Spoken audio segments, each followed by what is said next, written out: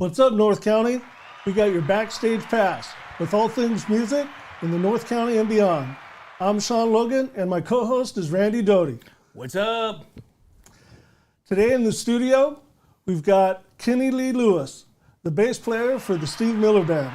Thanks for coming in, Kenny. Thanks. I'm glad to be here. Well, before we get started with the whole Steve Miller journey, can you tell us a little bit how you got started playing guitar and bass? Yeah, I mean, my brother and sister were both folkies, and, my house was full of music from my dad's swing band music, enthusiasm.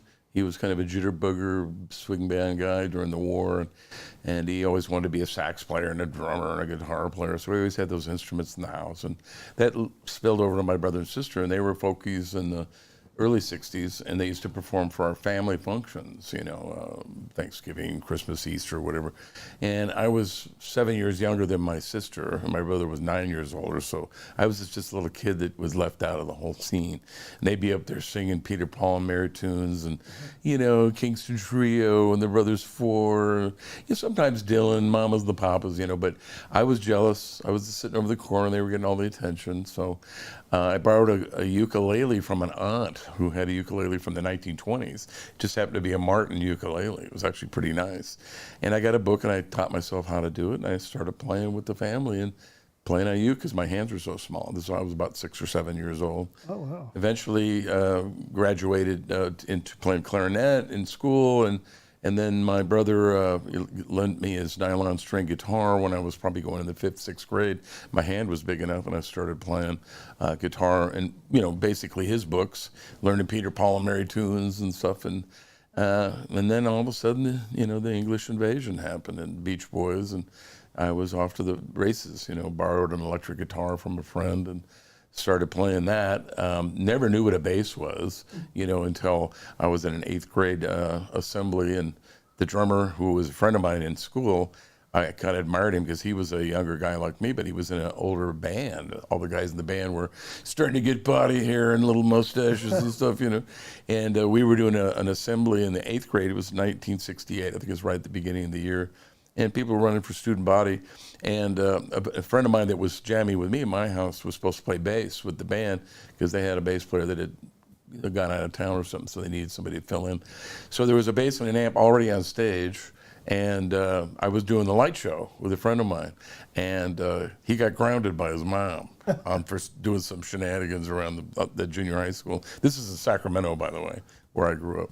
And in the middle of the light show, and they're just getting ready to start the song, and I didn't know what song was going to be. I was just happy to be doing the light show, He looks at me, the drummer, and he says, "You play guitar, don't you?" And I go, "Yeah, I play a little bit." He goes, "You play bass?" I said, "I don't know anything about the bass. I don't know how to tune it."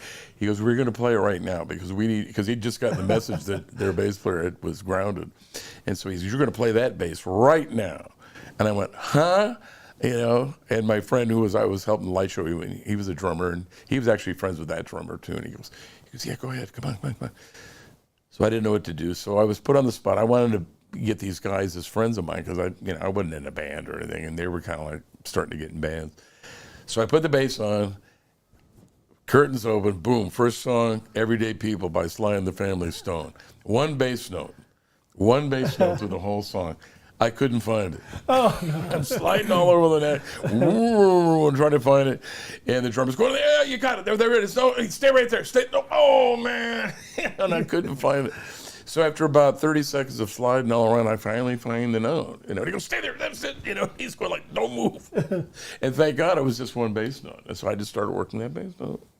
And they went up and down in volume, and, the speakers talked. This is a student body thing.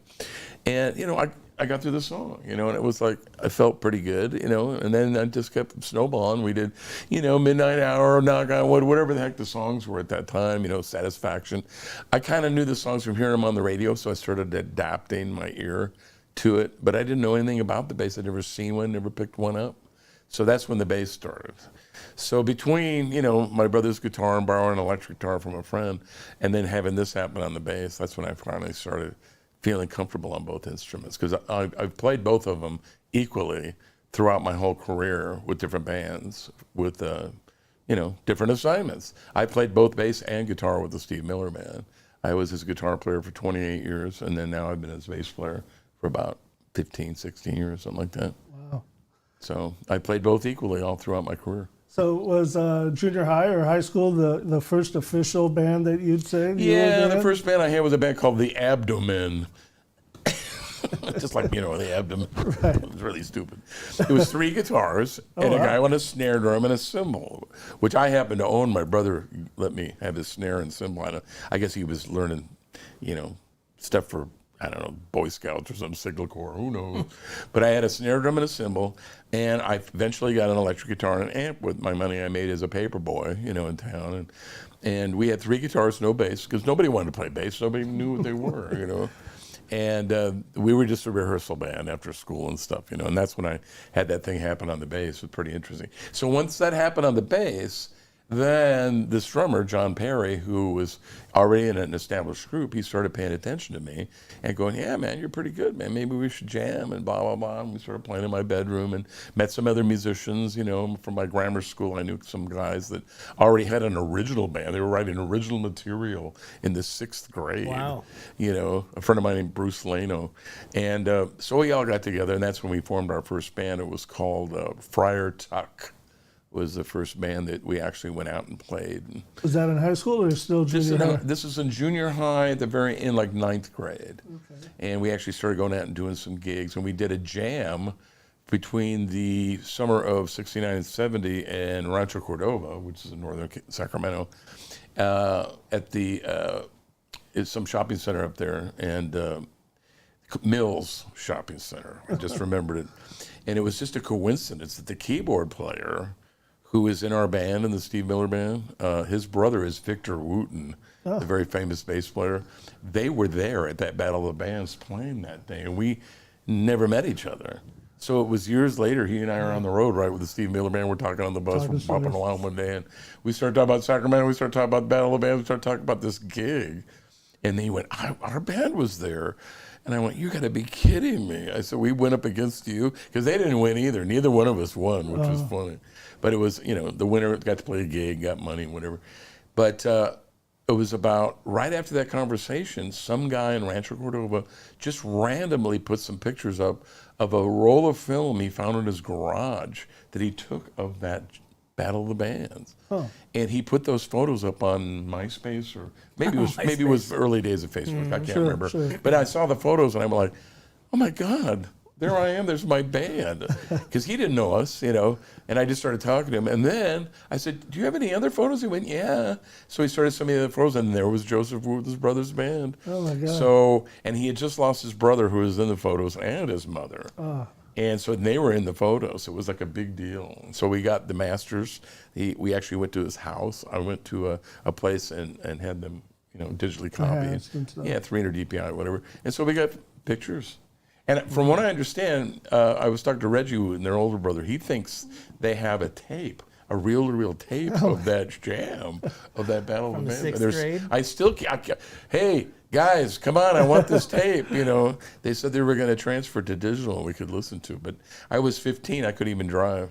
Who would imagine back then? And that was all Friar those years Tuck. later. And I have a plaque thanking Friar Tuck from the JCs of Rancho Cordova. But that was my very first band. That was 1970. Oh, okay. So now that you have your first band and you're cruising along, I'm sure you're starting to write your own songs and play some. Yeah, we started writing. It was funny because Bruce, who was in the band, he was already writing, and I just, I didn't know how to do it, but I just started picking up the guitar and thinking about how I might want to do it. And so, since we were trying to stay out of the draft because the Vietnam War was raging, the first song I wrote was called "What's Your Number?" Mine's number 4. I don't even care anymore because I got nothing to live for. It was a protest song. Right. So that was my first song. What's your number? Wow. So at what point during the musical journey did you decide, you know what, I think I can do this for a living, or even that I want to do this for a living,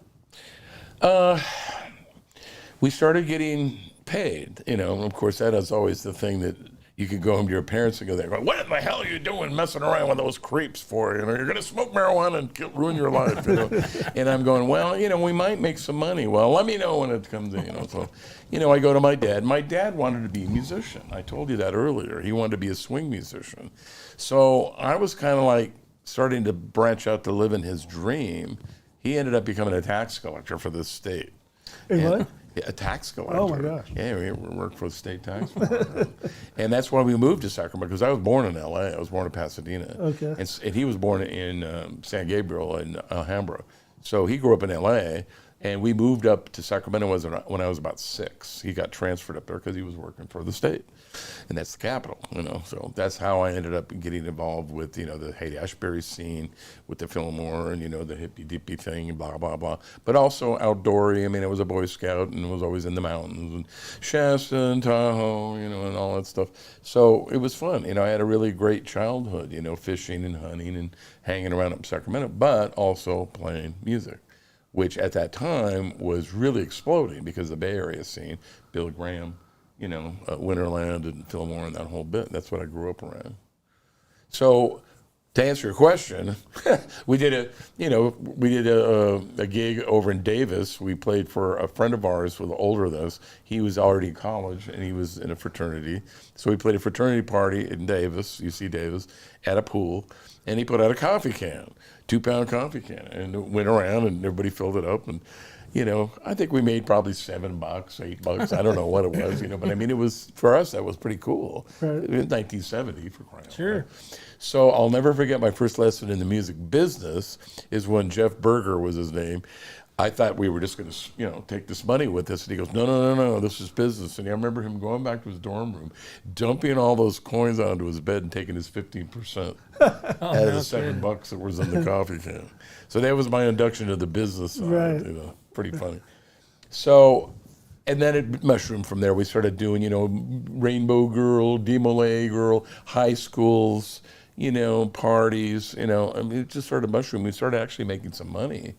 And then I got into some horn bands, because horn bands got popular in 70, 71. You know, we started hearing Chicago, and, you know, Tower of Power and the Cold Blood. And so we started getting horn bands. And those made better money, because usually they had a female vocalist up front, horns, more diversified, more dance music. Because we were all psychedelic guys. We were playing Hendrix and Cream and Zeppelin, and nobody could dance to it, and everybody, you know, come on, play something we can dance to. You know?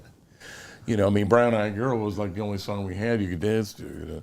So when I started seeing that trend of the danceability of a song and the sing-along chorus of a hit record, that's when I started thinking about changing my writing style and, you know, getting more into the commercial side of the music business, because I could see there was money there, you know.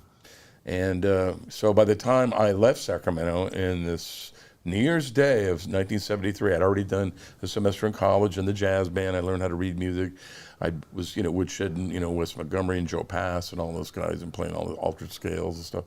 I'm going to move to LA. I'm going to be a studio musician. The drummer that I told about, John Perry, his brothers were all famous studio musicians, engineers, and producers in LA already. And so they paved the way for he and I to go down there and kind of get brought into the system a little bit. Not like incredibly, but they... But you had your connection. Yeah, I mean, they introduced to what you have to do. They didn't necessarily hire us so much, but they just said, here's what you got to do to make it, and you got to do A, B, C, and D.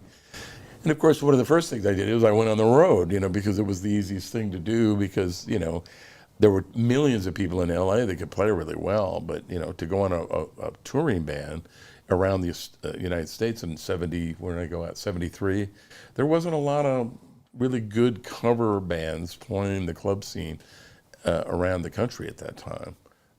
And they loved if you were from California. It was like California was like, ooh, California rock and roll band. Because, you know, we all had long hair, facial hair. But we dressed like idiots because we were post-hippie. And we were just coming into that R&B time, you know, War, and, you know, Sly and the Family Stone, and then, you know, some other, you know, R&B kind of flavored things, Santana, you know, and so we started wearing bell bottoms and platform shoes and sparkly shirts and stuff, you know, and we were, you know, long-haired, disco-looking kind of people, which eventually became disco. But this is before disco, But like the Ohio Players, and But you're from Kool and the California. Gang, and all those Funkadelic, all the bands that were from like Dayton, Ohio, and all that stuff. So that's kind of what we developed into. And that is when I finally said, okay, enough of that. I got to get into the studio musician thing, So that's when I went to LA, back home, stopped touring, and I just really dug in. I started meeting more people, writing, and then I finally met my wife, who was looking for a bass player, and she already had a record deal. And her name is Diane Steinberg. She was from Memphis by way of Detroit, and she already had one record deal on Atlantic by the time I met her, which she recorded in Philly at Sigma Sound with all those guys. And so she was going to the studio, and we played some, gigs around while she was writing, and I ended up co-writing with her and writing bass parts for some of the tunes that went on her album. And when she was getting ready to go in the studio, she was signed to ABC Dunhill. The producers wanted to hire all the guys in Toto, because that was the thing then, David Hungate and Beccaro and all the guys, with Jay Graydon on guitar at that time, because Lukather hadn't quite come up yet. And so, the producers said, yeah, we're going to get David Hungate on bass, thanks, Kenny, you did a great job. And Diane was like, no, I don't think so, because he wrote those bass parts. I like those bass parts, and he's playing them real good. He's going to be on the sessions. And we're like, oh, man, we can't do that, But this is my big break, thanks to my wife. Thank you, Diane. She pulled for me. And so I was in there playing with Jeff Beccaro on drums, me on bass, Steve Beccaro on synthesizers, David Page on synthesizers, Jay Graydon on guitar, a couple other great guitar players, Smitty Smith on organ and piano. Lenny Castro on percussion. It was basically half a Toto and some other people.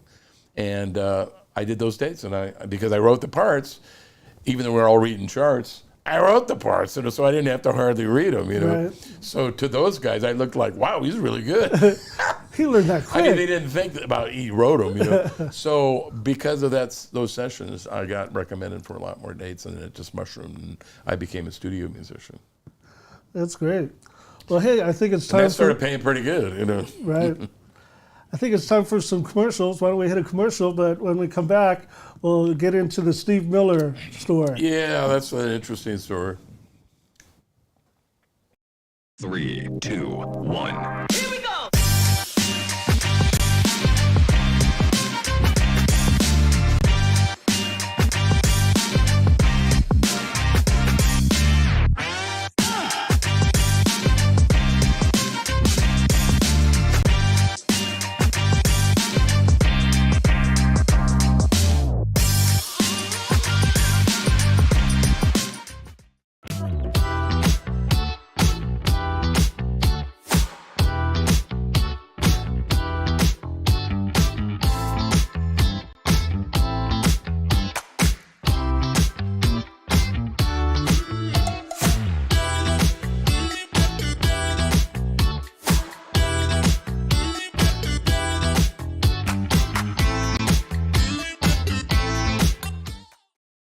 Okay, and we're back with your backstage pass. And today, Kenny Lee Lewis is in with us. So, Kenny, tell us how exactly you finally made your way into the Steve Miller project. Well, I was my first record deal I had with a band called Pieces, and that was on United Liberty, UA Liberty.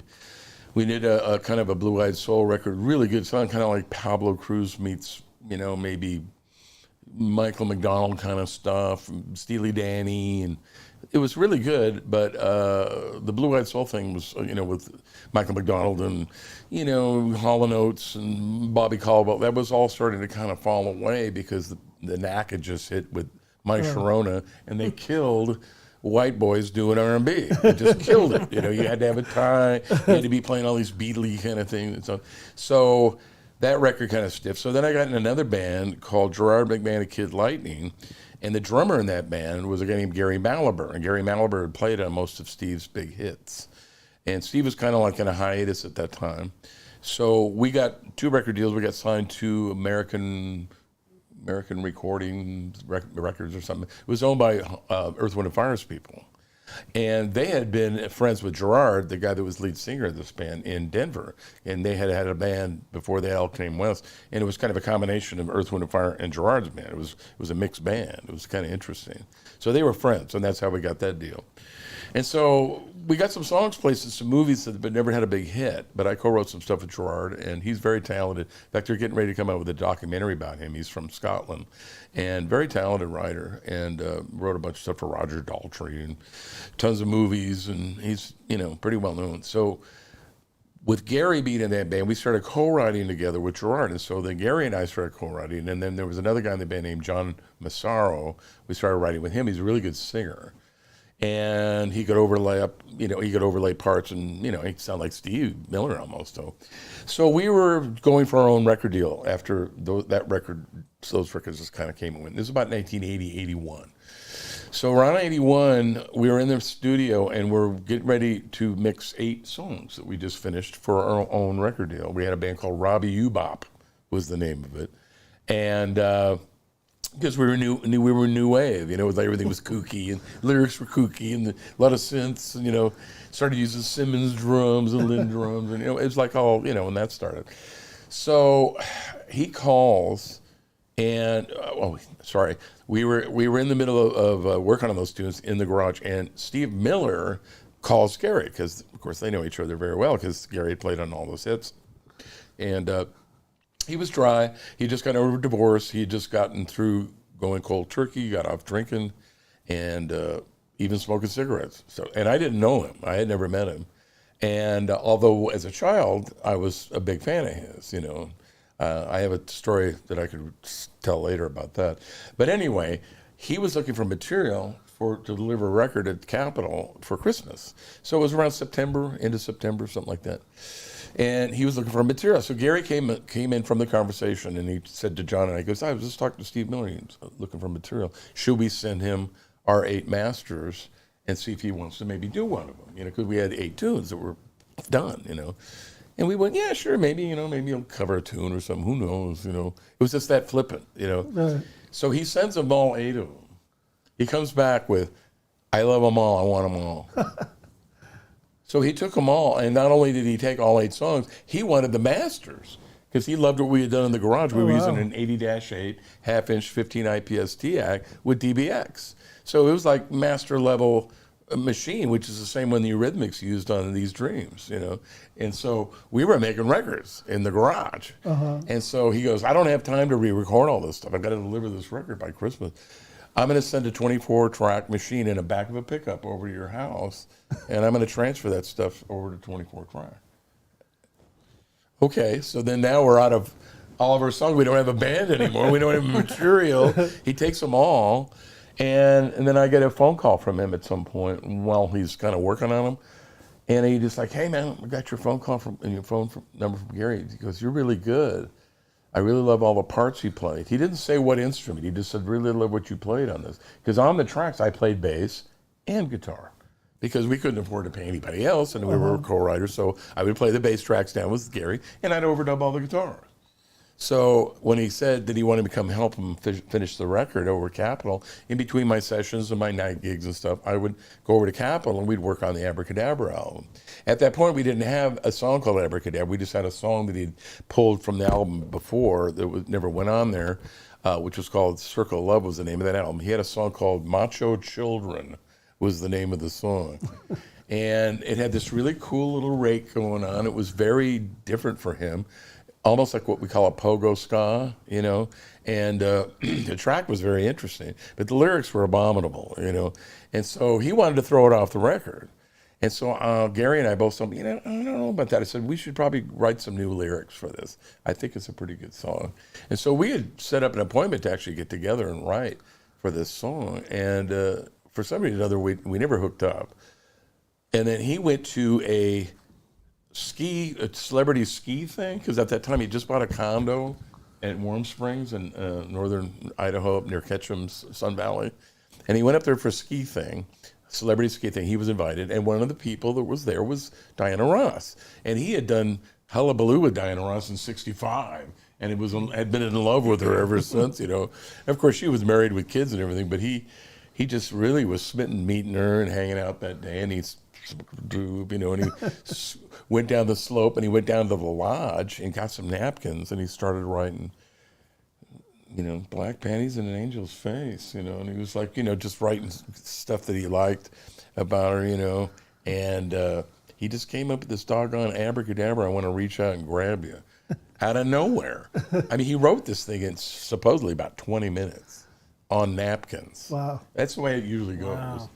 And he came back after that, and he brought these lyrics in, and he was very humble about it. He was like, I got these lyrics. What do you think of this? And Gary and I are looking at each other, we're going, damn, abracadabra, I want to reach out and grab you? That's pretty cool.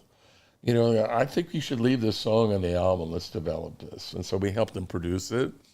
And we even helped him with the guitar solo, which was not really like a normal solo, if you remember. Yeah. It's kind of like just a bunch of sound effects in different places in the stereo spectrum. That's a whole other story. But speeding up to, we had one more song that his old drummer, Tim Davis, written for him called Give It Up, which was another kind of a reggae ska. So we had 2 reggae skas on the record and a bunch of these weird songs that were new wave kind of tunes that Gary and I and John had written. One that I wrote called Keeps Me Wondering Why, and another one called Cool Magic were picked as singles. And another song we wrote, which was kind of more like his style, was called Never Say No, and that became the flip side of Abracadabra. But we had no idea what was going to happen with this record, because at that time, payola was really huge. And if you didn't pay $50,000 to a guy named Charlie Miner, who was some slick guy, with manicure and rings, you weren't going to get on the air, And when the record label told Steve this, he went, I've never had to do that before. I'm not doing that now. They said, you do it. They said, we can't. It's illegal. You could do it, though. He said, well, I'm not doing that. And sure enough, they put out Abracadabra album with no single and sent it out to the DJs with no payola, and it just went down the frickin' chute, So we started rehearsing for a U.S. tour, and I'm going to let you guys ask questions if you want, because I'm kind of a rambling here. But that brings you up to how I got in the band. Because what happened was that he called me when we were just finishing the record, and I helped him so much on it. I was just a writer and a co-producer in a way. He didn't invite me to produce on it. He just wanted me to help because I had songs that were on there. So he calls me up and he goes, hey, I'm doing a photo shoot for the album tomorrow. Would you like to join the band and be in the pictures? And I was like, huh? You want me to join your band? And he was like, yeah, man, you're all over this record, man. Why don't you just come on tour and promote your own songs? And I was like, let me get back to you. So then Diane and I talked about it. She was my fiance at the time, my wife, my current wife. Mm-hmm. And Diane and I talked about it, and she said, well, you've already had like 3 record deals, and you've always wanted to be in a band that you could write in and promote your own material. That was because I'd already done the studio scene. I was good at it. I was double scale. I was working a lot, but it kind of hit you can only do so many hamburger and toothpaste commercials and, Ultraman, like animated series or whatever. Yeah, it's like, after a while you want to rock, Right. And so she just said, here's a chance for you to go out and promote your own material, and you got a guy singing lead on it that's had hits before. What's not to love? Just go out and promote your own material, So my wife kind of talked me into it. And sure enough, when I called the guys that contracted me to play on Rocky III and, and like all these records, Billy Preston records and all these people and B.B. King.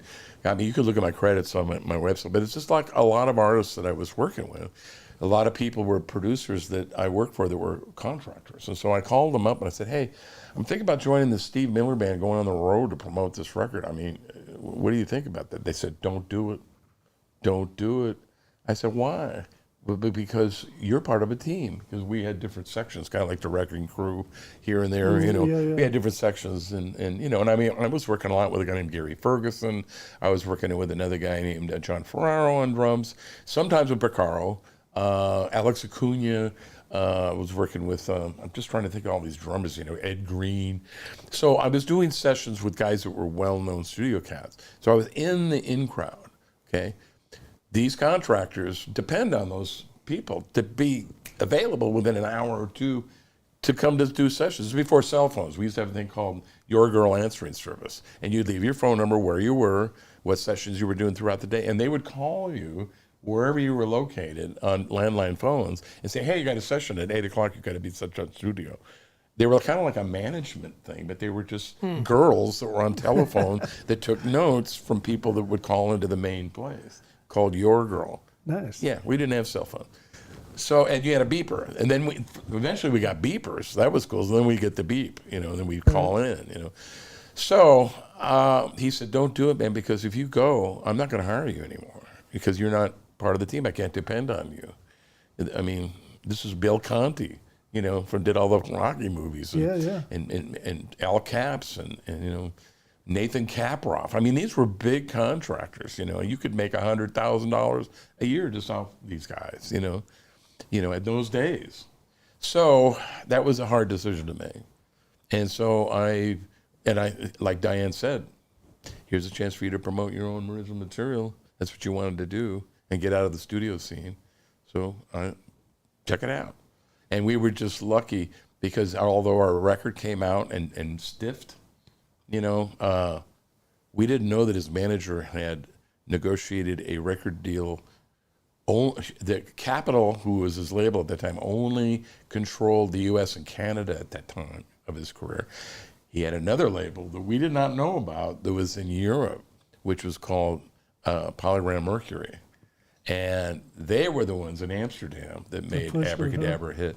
Okay, so you guys can ask questions if you want. That leads you up to that. Okay, well, you were just talking about some of the people that you work with. I was on your website, and I just pulled a short list here, but we got listed everybody from George Thorogood, B.B. King, Tom Jones, Wayne Newton, Pat Benatar, Donny Osmond, Sheryl Crow, Meatloaf, Brian Wilson, Paul McCartney, Neil Sean, Paul Rogers, Tim McGraw, Doobie Brothers. Like I said, that's just a little list. The list is even bigger.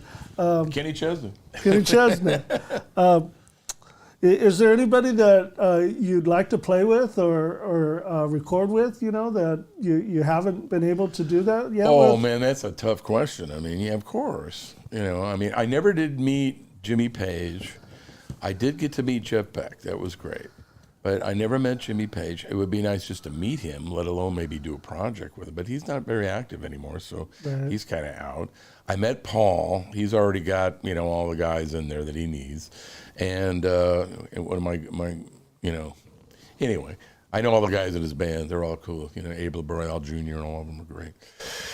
So, to answer your question, I mean, at this point in my career, it's a tough question because a lot of them have kind of moved on. Right. They're not active anymore, writing and recording. So I can only think of younger people. I mean, I'd love to do something maybe with John Mayer. I'd love to play guitar with John Mayer. I'd love to play rhythm with him. I just got through playing rhythm for Kingfish Ingram in New York. I enjoyed playing rhythm because he plays the shit out of the lead guitar. He's great, and I just really love him. I did that. I played bass and guitar behind him because he played with us, opening for us while I was on bass with Steve, and then Steve hired me to do guitar with this blues thing at Jazz at Lincoln Center in November. I got to play guitar behind him, so that was great. Yeah, and then we did the same thing with Samantha Fish in December, and she's really good too. Yeah, she was just here locally. So those are the kind of people I'd probably do project with, is people that are active, Right. But my idol type people, like I would have loved to have done something with Jeff Beck, of course, but now he's gone. Right. But at least I got to meet him. That was really cool. But, and Terry Kath, he's gone. These are people that were my idols, Sure. Yeah, So Kenny, when you went on the road with the Steve Miller Band, what was that first experience? Because what I understand is you have 2 sessions with them, correct? 2 sessions? Well, you were with Steve Miller from the 80s. Is that when you started? Right. Well, 81 we were working on the Abracadabra album, and 82 is when we went out to go support the album. And how was that? Well, that's where we just ended our last conversation, is that we were getting ready to do a U.S. tour, who, of course, is one of his most popular audiences. And it was going to be dismal because we didn't have a single. The record label wouldn't push anything because we didn't pay that money to that guy, So while we were up in Seattle getting ready to rehearse for this dismal U.S. tour, we get a telegram. Literally, a guy in with a little pillbox hat in a Western Union. He comes up to the stage. I swear to God.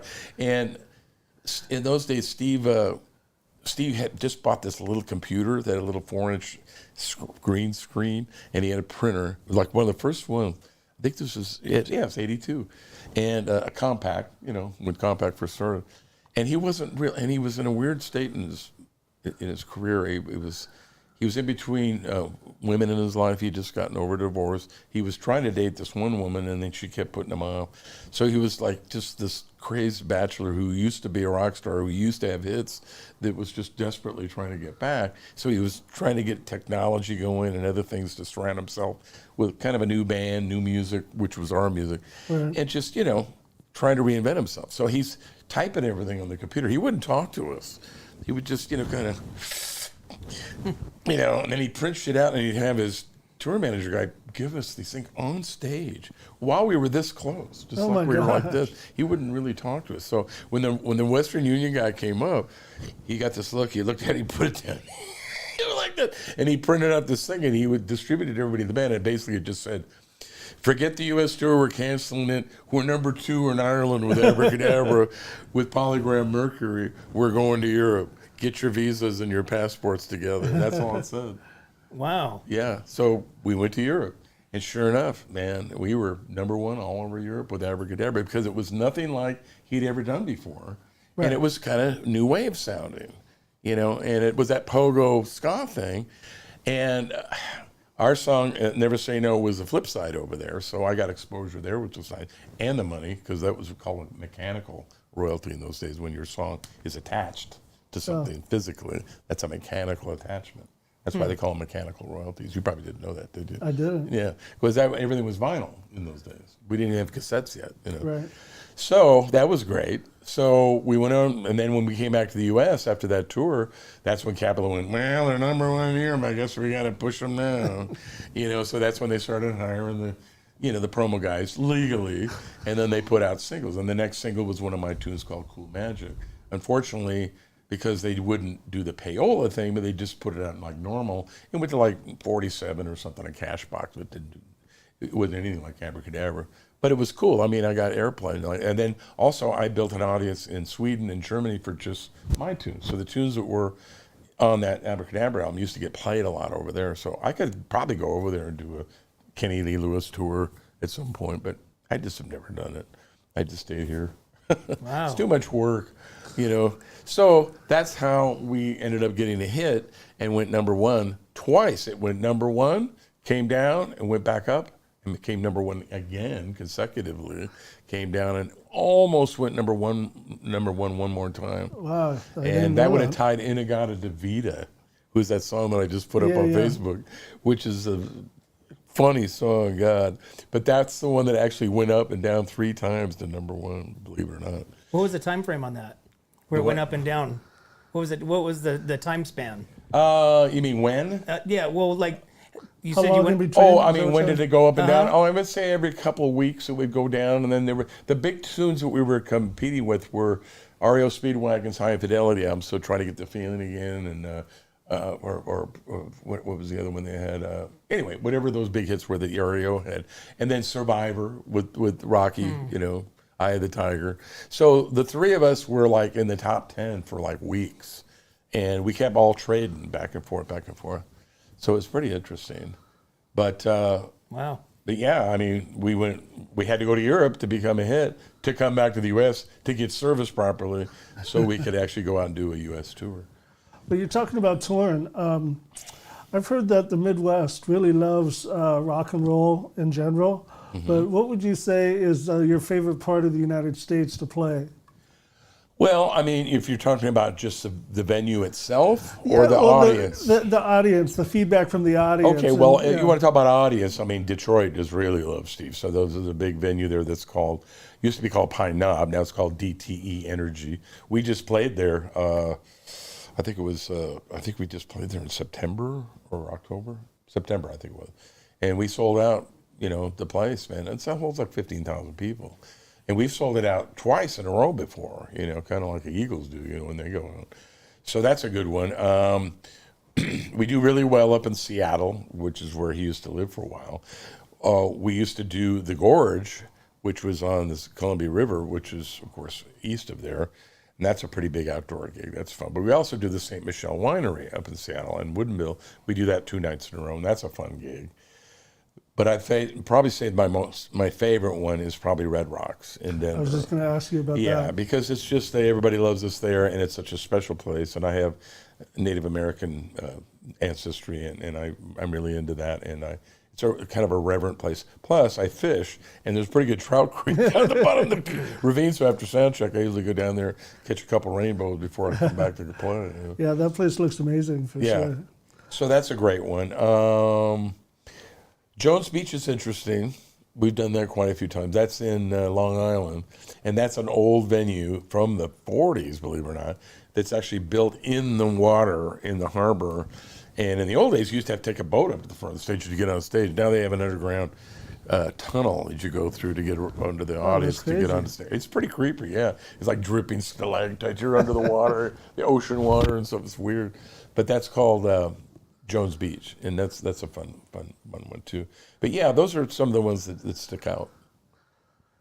Can you tell a story about some of the craziest things that fans have done to get to see you and Steve Miller when you guys are on tour?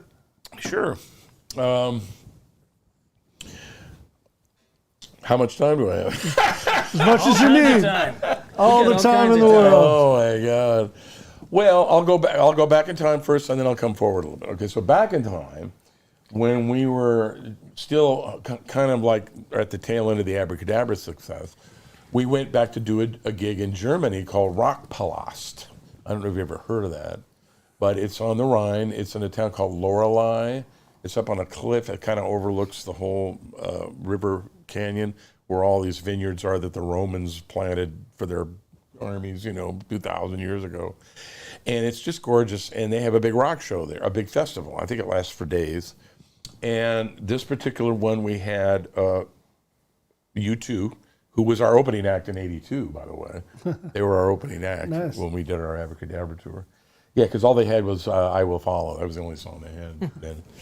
But in '84, they came back because they had, they had some big hits, I think Joshua Tree was just breaking. So we had them, us, Joe Cocker. We had, I'm trying to think of who else we had. Mink DeVille. David Byrne, Tom Tom Club, Talking Heads, Dave Edmunds, and the Stray Cats. That was the bill. And we were closing still, because we had still pretty strong Abracadabra going on for a couple of years there. Crazy.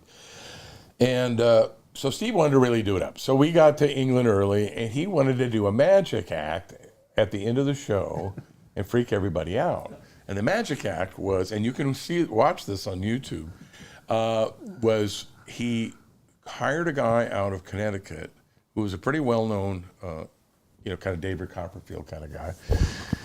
And they conceived a act where Steve would be playing a guitar solo in the middle of Abracadabra at the end of the show, and he would go up a set of steps and enter a cage that had drapes around it, and they'd open it up, and he still continued to play his guitar, and he would get inside the cage, and then the curtains would shut, and they would pull the stairwell out of the way, and the guy would get the stick, and go underneath the thing, because it was up on, it was up about this high, so you could look underneath it. So it was a really great illusion. And, and he'd spin it around on wheels, and he had 2 Vanna White looking kind of German girls who were all going like this, it was funny. So the way the thing was designed is that there was this trap door, 2 trap doors. One was in the back, and the other one was on the bottom. And the one in the back was about, this far in front of the back of the cage. And they had like a Bengal tiger in this little thing. They would drug him and give him diuretics, make sure he peed and pooped before they got him in there, blah, blah, blah. And what Steve's job was to go in after the things were shut, open up the floor door, which went down into the stairwell, which was on wheels. It was a hollow stairwell, it just, like 3-4 tiers. And he had to crouch down in there. And while he was down in there, we had to rehearse this for weeks. He would reach up and grab the little thing on the other big door, and then he would go down into the trap door, and then that false bottom would come forward because it went all the way up to the top. So when that false bottom came all the way down, the tiger was free to come forward and occupy that whole cage. Right. And it all had to happen pretty quick. So Steve goes in, they shut the door in, he gets in, he's in a white tux too, by the way, and so he gets inside the stairwell. And we had never tested this doggone thing with the tiger. And the bottom of this thing was, marine plywood, and it was pretty good, but it wasn't like braced or anything. It was just marine plywood over some kind of little metal frame around the edge. I don't know if there was anything going across the middle, but if it was, that tiger was huge. It was a big male. When he came forward, the whole floor went like this and pushed on the top of that stairwell that Steve was in, and they couldn't get it out. And so they're sitting there. We're still vamping on Abracadabra, waiting for it. Because the whole thing was that they were going to pull the stairwell out real fast, get rid of it, take it to the side of the stage, and then he would pop out, change his clothes, and then they would open up the drapes at the end, and there'd be a tiger there, and then he would jump out from the side of the stage with his guitar and take a bow. That was the illusion. It was going to be great. I mean, we rehearsed the whole thing, but they couldn't get the stairwell out. And so he's stuck up underneath there, poor guy. And so even though they'd given a diuretic to the big tiger, it unleashes. It pisses all over the floor. And it all leaks down on Steve. And he's in the stairwell and he can't get out. And they're getting crowbars and stuff, and the girls are trying to help. And they finally get the stairwell out.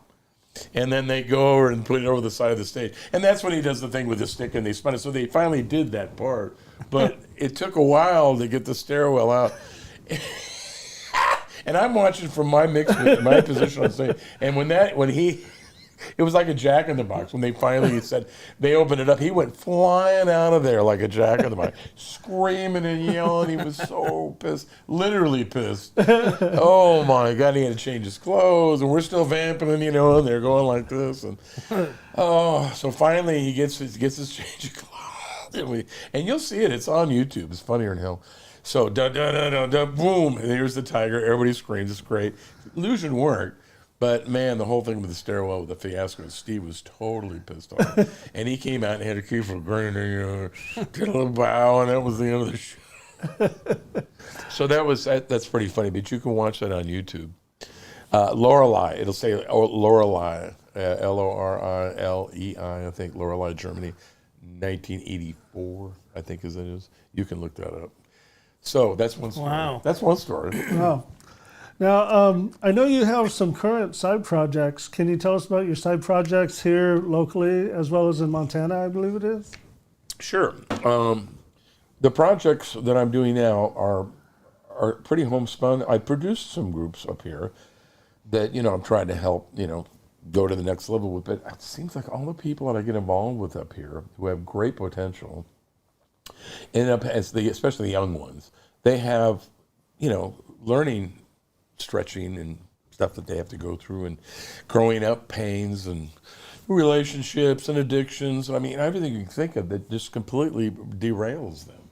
And I can't get a hit going out of here because everybody's got issues, Right. And then the older ones are too set in their ways. I can't get them to listen to what I'm saying when I'm trying to produce them in the studio. So I've just kind of given up on that. So I'm in a band now called Mini Nova.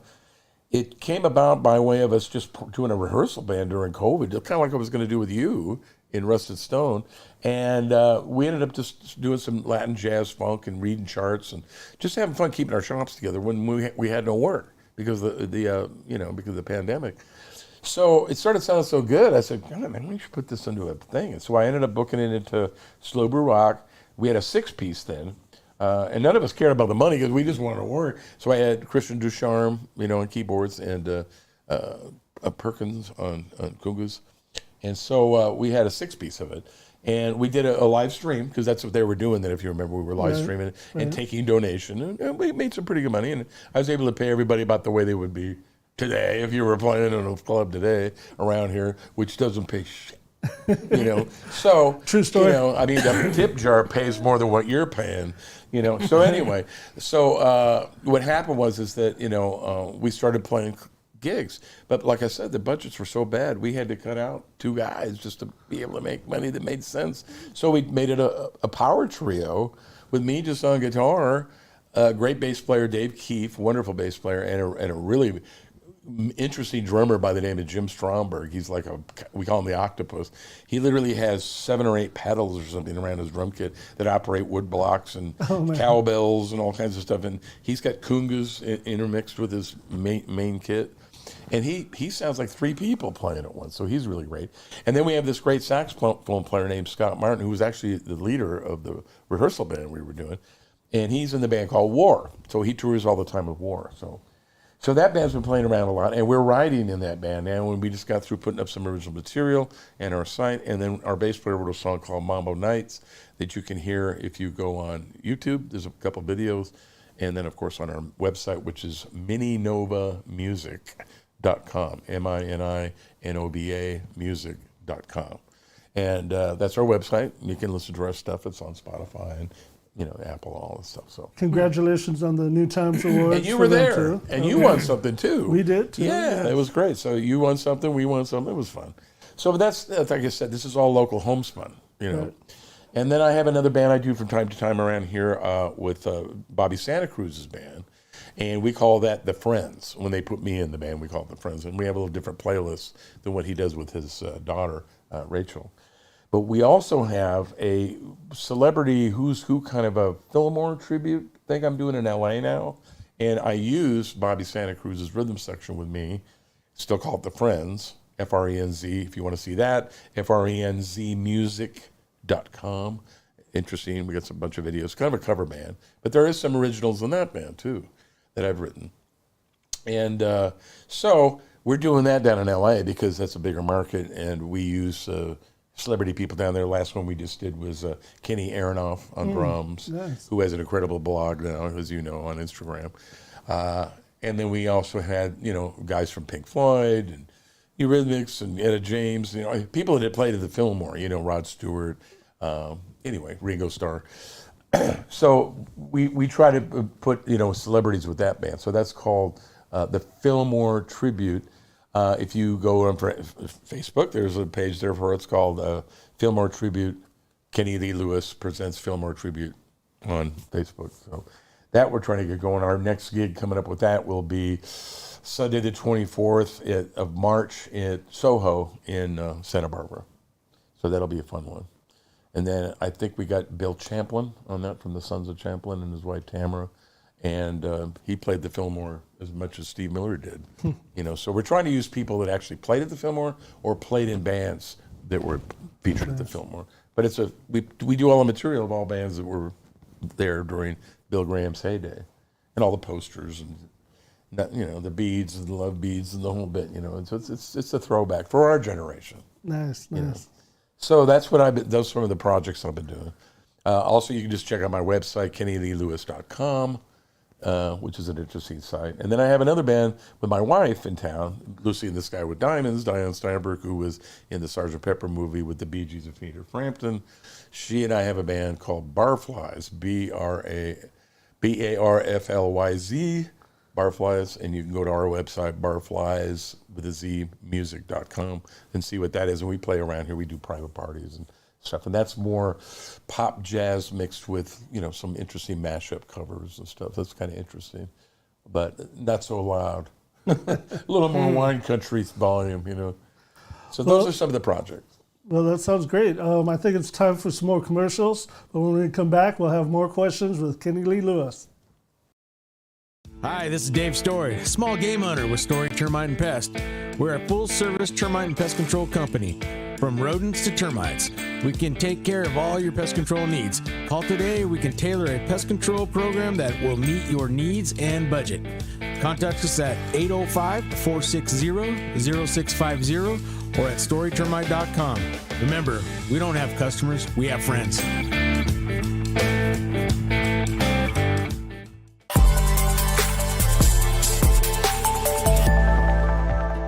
Hi, welcome to Kennedy Club Fitness, where we have something for everyone. We have weights, cardio, group exercise classes, racquetball, basketball, swimming, and pickleball coming soon. Here at Kennedy, we're committed to health, wellness, and community. Stop by any of our 4 locations: Paso Robles, Atascadero, San Luis Obispo, and Arroyo Grande, or check out our website at kennedyclubs.com.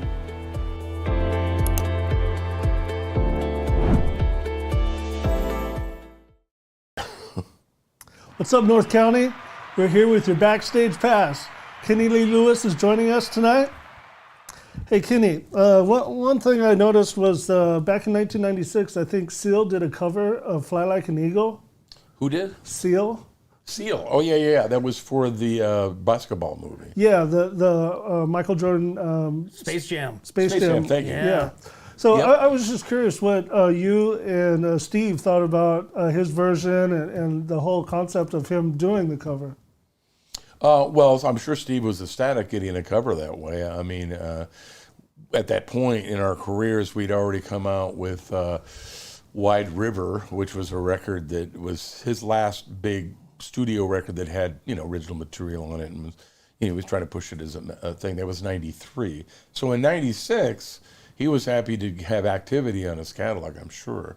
At that point, he had a woman named Linda Komorski who was running his publishing, and she was placing quite a few things for him in different movies and commercials. And I think he had a Taco Bell commercial. I think he had a Levi commercial and a couple other things. But that was a good cover, and Steele did a great job on it. And it got airplay, which was nice. It helped his career, and it helped Steve make some more money. So, yeah, it was great. I thought it was a pretty good version. The Neville Brothers did a version, too. I saw that. I don't recall their version of it, though. It didn't go as big. It wasn't in a movie. Right. But if you were a Neville Brother fan, you'd hear it. Hey, let's talk gear a little bit. What's your Steve Miller gear for when you go on the road? Okay, so guitar or bass? Well, I guess you're playing both during the set? I played guitar for him for 28 years, and I've been his bass player for about 16 years. But About now 2010. now it's strictly bass when you go on tour? Let's see, 2010 would be what? God, are you kidding me? 14. That's 20. Whew, that's 24 years. No. 14. No, 14 years. Thank you. So guitar for 28, bass for 14. Thank you. But Wasn't now very it's good at math strictly- in school, as you can see. So, but yeah, which guitar or bass? I guess let's go bass then. Let's go Well, bass is not very exciting. I just go direct into the house. Oh, okay. And that came about because Steve wanted to really, really get rid of a lot of sound on stage. And so we went to inner ear monitors back in the 90s. We started paring down sounds on stage. We got the guitar amps off the stage and in the back, and they have either sound boxes around them or they're facing away from the stage with blankets near them and stuff. So we're trying to get sound off stage. The only sound is the acoustic drums. So when you're on stage, the drums have Yeah, really so I had a welcomed bass you. amp for a while, but what would happen is the bass amp cabinet would couple with the stage, and it would come up through the mic stand, and it would go into his legs, and it would come up to the mic stand. It would be in his mic. By way of vibration, it would be in his legs. And he loves to hear the low end of the chest of his voice because he's got a really big range to his voice, as you know. And he loves hearing the low end because he's kind of a high tenor singer, but he loves hearing the low end of his chest. And the bass is competing with that. So then he eventually we just got rid of the amps, and I just go direct. I have a thing called the Basics. You can look that up online. It's designed by a guy in London that was one of the big engineers that worked on Zeppelin and The Who and blah, blah, blah. Worked on Tommy or something. I can't remember all the stuff he did, but he was a great engineer, and he came up with a strip that's kind of like a Neve strip for bass that has, it's solid state, but the way that it sounds, and it even has a compressor in it if you want to use it. I don't use it, actually. But the sound of it is so good, I put that in my inner ear monitors, and it simulates the attack and low end that I might get out of an amp moving air, So it's not the same, but it's pretty close. And so I have to depend upon my inner ear monitors for all my low end. So we use really good Futuresonic multiple driver inner ear monitors that are very expensive. They're molded to our ear canals and they seal, and so they sound pretty good. And that's what I've been using for probably, well, since I switched over to bass in 2010. What about basses? How many basses do you take with you on tour? Not just two.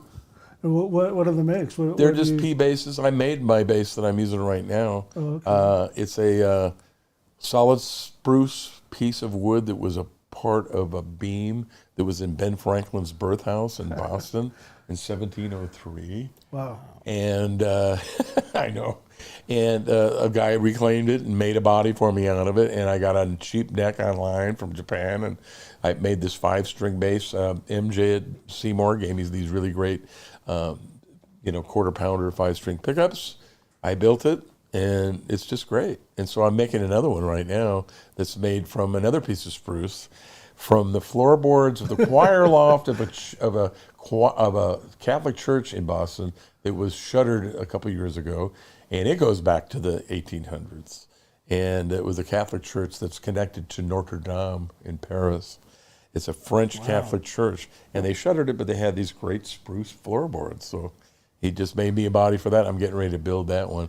So I'm using for a backup right now a company called Sandberg out of Germany, and they were kind of Fender copies, but made much more roadworthy and much more stealth, and sounded great. I bought that at the NAMM show years ago, so that's my backup for now. But I'm going to replace that one with this new one I'm working on. So there you go. Nothing too exciting, but... Well, what about like Mini Nova and the side projects? What's the guitar? Now around town here, I'm known as a guitar player because I sing and I produce and I promote shows. And I find that it's easier for me to be a lead singer and a band leader on guitar because then I can, kind of step away for a minute. I can listen to the band, the groove. I can talk. I can entertain. I can smile. Like B.B. King. Play a few leads and then stop playing. And like do something else. So that rig is, I got a really nice 58 ES335 custom shop reissue that is just wonderful. It was made in Memphis before they closed the shop, It's pretty authentic, and I love it. That's the one I use with Mini Nova. But when I'm doing my rock stuff and I'm doing my Jeff Beck and Hendrix stuff, I have a beautiful custom shop 1960 Strat that is all stock. It looks just like a real one, and it's all beat up. It's a heavy relic, and it's probably one of the best guitars I've ever purchased. And it doesn't go out of tune. I've got a way to tune it with just that lousy wang bar that Leo Fender designed. I have a way to tune it that keeps it in tune. Oh, that I learned from Eddie Van Halen. Yeah. Oh, maybe I have to show me that one. Yeah, there's no clamp or anything. It's a certain way you tune it. I can teach you. It's pretty interesting. What about strings? What kind of strings do you use? Whatever's available. I don't care. Okay. I use Diodario. I use Ernie Ball, of course, because that's our local people here, which is great. Yeah. But I've never been particular about strings, really. Yeah, some people are really, Well, the only strings that I get particular about is like on my jazz guitars. I have an Epiphone Broadway Zephyr, and I have a beautiful ES335 Herb Ellis, and those are flat wounds. And so those are medium gauge Gibson nickel flat wounds, which is the jazz sound, So that's a specific that I go for. Have you ever heard of Siminoff strings? Siminoff? Yeah. No. He's actually a local guy, and he makes strings not for electrical, but for acoustic, mandolins, banjos, I think. Mm-hmm. But anyway, I was just I used to use DL too for a while. They used to make a string for me when I was playing guitar with Steve. I was basically a rhythm guitar player, and I designed a guitar with Don Grosh. Have you ever heard of Don Grosh? No. He's out of Boulder. I designed a guitar specifically for Steve Miller Band that had a rosewood and bone bridge. And so I had an electronic system in that bridge that came out of the guitar. It was a solid body, single cutaway telly looking thing, but it was set up like a Strat. But the rear pickup was a humbucking that I could split, and that was anyway,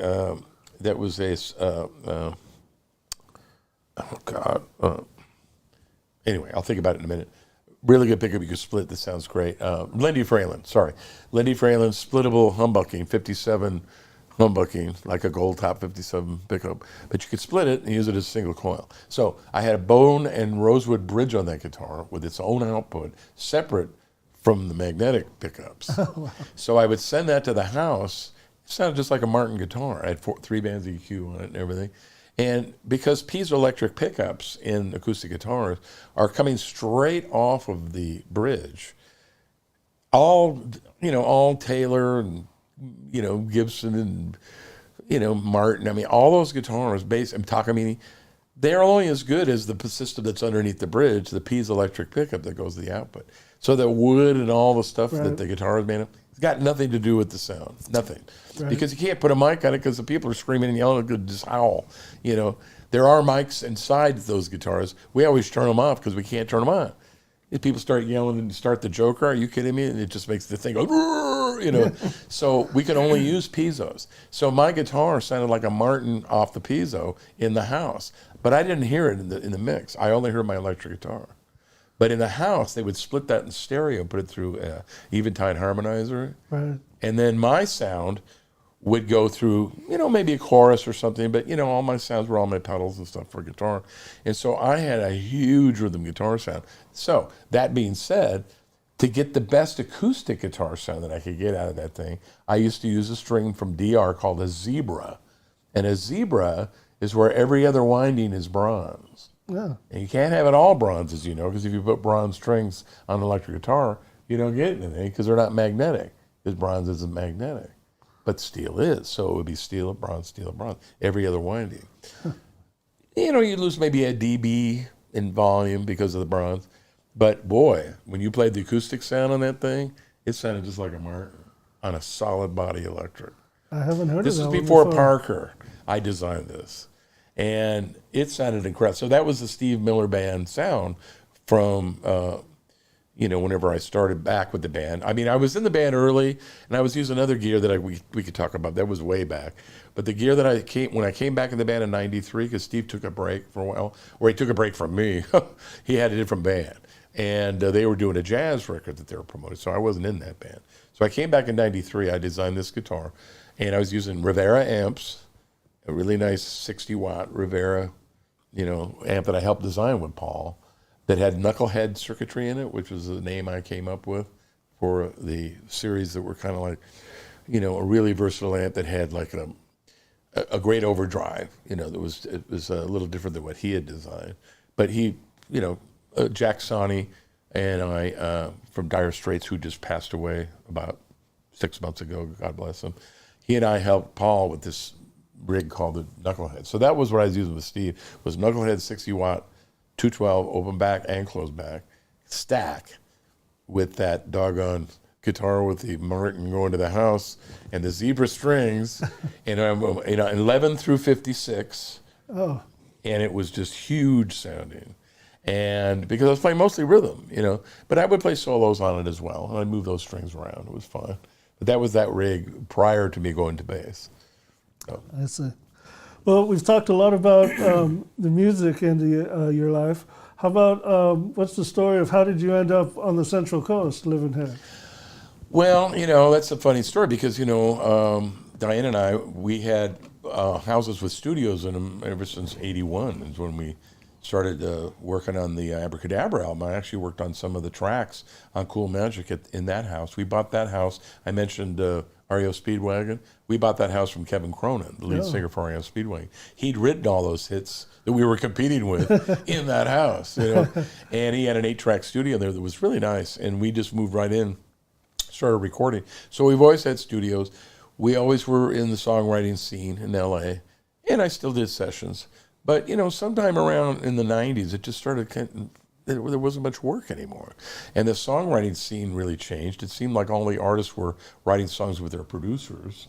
So you couldn't get a song in there as a songwriter because the producers were getting all the co-writes, because all the producers had home studios. Everybody had home studios then, because we all had Pro Tools.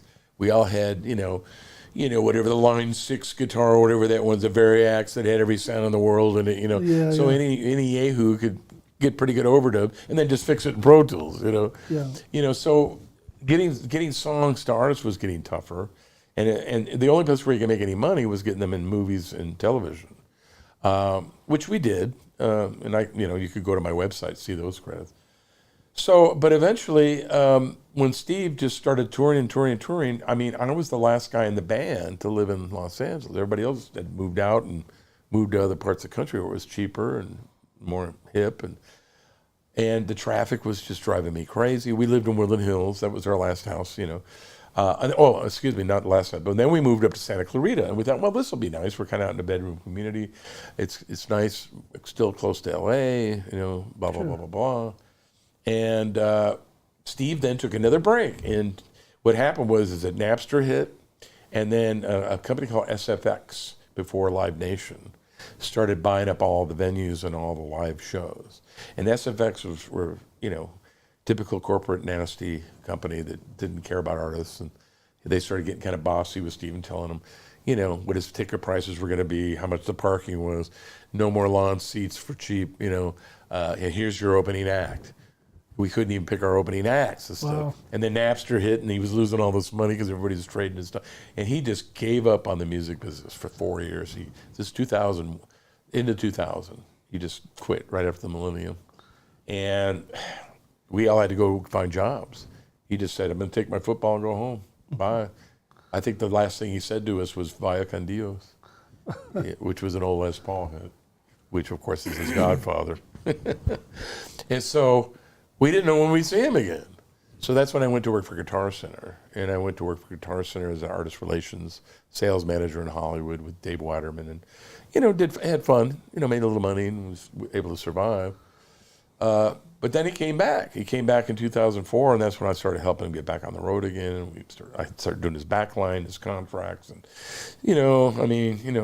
transportation, all kinds of stuff. We did a gig at Jay Leno. I produced the whole thing and did the backline, did all the contracts and stage plots. Hired the guys. We didn't even use the other band. We were using some of the original guys. We used Gerald Johnson, who played bass on The Joker, and we used Gary Malaber, the guy that had introduced me to the band, and we had them in there. So, what happened was that I went back out with him. He asked me to go back out, and I replaced some of the guys that he'd been using. They were all from Minneapolis and Wisconsin and whatnot. And he was having to put more rock and roll back into the show because his jazz album had kind of stiffed and wasn't going to do anything. Yeah. He wanted to make a career change and become like a Kenny Michael Franks kind of smooth jazz singing guy, whatever. And everybody, and his greatest hits CD came out, and everybody loved it, and they wanted the hits again. So he had to put the rock show back together. So that's why he called me back. So to answer your question, I didn't need to be in LA anymore. I was going out with him again now, and everything was kind of drying up in LA. And so we were in Santa Clarita, and everybody had moved up there. We went up there, it was nice. We had a nice house with a view. It was close to LA. I could still do LA stuff if I wanted to, but then everybody moved to Santa Clarita, and it was just a zoo again, and then traffic and all the shit I hate about LA, So we started looking at properties, and we were actually investing in condos and some homes, and then that's when we bought this home up here in Slow, just as sort of a flipper. We were just going to flip it and make a little money, because this was before The Big Short. Right. It's about 2005. And The Big Short was 2006. And we got stuck. We bought this beautiful home up here that we were just going to flip and sell, and it devalued real fast when everything crashed. And we had our house in LA, and we just hated, in Santa Clarita. We just hated being in that scene anymore. And our kids were starting to change schools. Our oldest was going off to college. Our youngest was going into elementary school.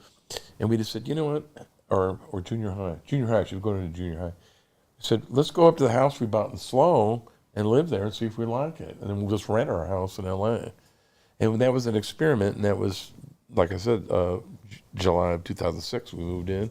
We didn't know if we'd like it up here, and we fell in love with it.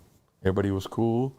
There wasn't much action, but I was touring with Steve, so I didn't need to be hooked up with the LA scene anymore. So that's how we got up. Oh, and our accountant lived in Napomo. She had moved from Burbank or Glendale up to up to Napomo a couple years prior. So we were coming up here a lot anyway, because, you know, I'd never do my taxes on time.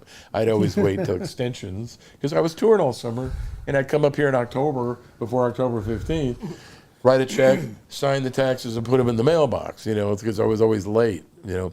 So I was coming up here in Napomo to do that, and I was going, hey, man, you know, we were up here, you know, we used to go to Morrow, and I might visit my folks up in Sacramento and stuff, and you know, we got kind of used to this area, just kind of like just check it out once in a while. But we didn't go into Slow a whole lot. We just would go to Morrow, basically. And we just went, you know what, this is really cool, you know. And so that's how we got up here. So my accountant was up here, and like I said, we bought a home up here that we had no idea we were going to stay in it. Frankly, we didn't think we could even afford it, you know. We were just going to rent it out if anything, and then just sell it in a profit. But The Big Short, you know, made us get stuck there because we couldn't leave, couldn't sell it. Right. And we couldn't just sell our home in LA because it did devalue. So we just got stuck. We had to wait for all of it to clear out. And eventually we sold our home in LA. So. Wow. So what do you think? I mean, and Jay Graydon, the guitar player that I met in the sessions with Diane, he lived up in Cambria. Our saxophone player that had played with us for many years, who played with Diana Ross and Carole King, he had bought a home in Cambria as well. So we had friends up here. So we were, you know, kind of coming into some relationships, some people. I think Ernie Watts was up here, great sax player. I'm trying to think of who else was up here. But yeah, there was some folks. It wasn't like totally remote, but... And it's still centrally located between exactly. LA and If you want Frisco. Chinese food, you go north. If you want Mexican, you go south. Right. But you've kind of been here. Mexican food's pretty good here too. But you've kind of been here since the transition into this. Like, I mean, I feel like the Central Coast is kind of like this musical this hub, like right in between San Francisco and LA, that's just growing. It's grown, and I've seen that grow. I mean, when I first got here, it was, you know, clubs in Pismo, you know, we used to play that Otter Rock over in Morrow, you know, before Slow Brew Rock. I mean, we used to play the old one downtown, but not very often because they had national acts there too. Slow Brew is always, their business model's always been hire people from out of town. They don't support local bands that much. Sometimes they do, but not very often. So there wasn't a lot of venues to play, and they didn't pay anything, and so it was just kind of low key. Just for fun. And when I used to play around here then, I just did it for fun. And right now I'm doing it for fun too, because I'm still touring with Steve, but I'm kind of getting a little more serious about it because Steve just turned 80. You know, there's no telling how much longer he's going to want to do this. Right. And I got to start thinking about other stuff that I can do. What am I going to do? You know, I can't go sell real estate and insurance. You know, You're a sales guy. Because I'm turning 70 this year. And it's like, you know, I play the guitar. And sing. That's what I do. You know, so how can I do that and make any money? Tribute act. That's why I'm doing the Fillmore thing. And then maybe some original music and some jazz festivals with this Mini Nova thing, because it's unique. We're doing Latin jazz funk, and people can dance to it. We're writing original stuff, so that could be something. And then my other two bands, you know, Friends and Barflies, that would just be cool party stuff that we would do here and there. And the parties pay pretty good. You know, because, you know, when I do a party, you know, I charge people, you know. When I do a contract, you know, with deposit, you know, so that's like a real venue, right. You know, or venture, I should say, not a venture. So, you know, and Diane has her own money because she did very well in the music business, and her family did well, her mom especially. And so she's got money, you know, so between the two of us, we can pull it off. So that's something that I'm looking to the future for. So Kenny, I got to ask you this question because I always ask this question because I can't understand why. But I mean, you're talking. I mean, you've been touring. You've been, you know, playing for 50 years, right? Longer than that. Essentially, I mean, Yeah. But I mean, you're at the top of your game and have been. You've been riding this wave. And you know, we look at. Well, rock. It wasn't always a wave. It was some tough times. Sure, but you got this. You know, rock is classic. I mean, essentially, Steve Miller Band is considered classic music, right? Yep. But it's really not because I mean, you guys are going on tour. You still have a draw to this audience from young to old. I mean, Yeah, there's- that's just been in the last 20 years. I mean, I just heard today, Doobies are going out with Stevie Winwood and Robert Cray. Robert Cray's the young guy in that show. And what is he now, 55? Maybe close to 60 now. He's the youngest guy in that tour. So classic rock is really classic now because, the old guard is going to be dying off pretty soon, including their audience. Because our audience demographic is, 50 to 80. And we're getting some 70-year-old people showing up. They kind of hobble in from the parking lot, but they still come in, wheelchairs and all, and they're rocking and rolling. I mean, you've seen the funny meme cartoons and stuff. It's true. We're all becoming these really old rock and rollers. That's why we're all gray now and everything. So how long is that going to last? You think about it. I mean, it's so. I know what you're saying. It is a little bit of a industry that, the music industry, because there's really no big record labels anymore. There's no terrestrial radio hits anymore. All that we have is streaming, and we have, a little bit of money, when you place a song, in a movie or a TV show or something, or a commercial. Mm-hmm. That still pays, and that's what I've been doing lately. I just got 3 songs in an Elvis documentary, which is on Netflix. It's a freebie. Can't remember what it is. Anyway, it's called Reimagining Elvis. It's about his comeback in '68. When he played it in the center of that room and everybody was around. Yeah. It's a documentary about that. I got 3 pieces in that, which was nice. So and I have friends that still call me once in a while for source music and stuff like that. But it doesn't pay the rent. Just a nice pays a bill. But and the royalties will continue to trickle. I'm also getting into education. I have a teaching course in TrueFire right now online, which is one of the biggest celebrity and non-celebrity teaching lesson sites, TrueFire, music.com. I have a thing on there called Rhythm Renaissance, where I teach rhythm guitar, because everybody teaches lead guitar, so I decided to teach rhythm. And it's done pretty well, and I get a check every month. And it's, I wish I could do more of those, I'd love to do bass too. So, and I tried doing it myself on YouTube. I have a couple friends. I got a friend, Tim Pierce. He's done really well. And then, of course, Rick Beato has done really well with his. And there's some other guys. Tom Bukovac did pretty good with his Uncle Charlie or whatever he's called. I can't remember now. But it didn't fly. And I tried, and my business model just didn't float. So working for TrueFire has worked better for me because they share royalties with me, but it's generous. It's pretty nice.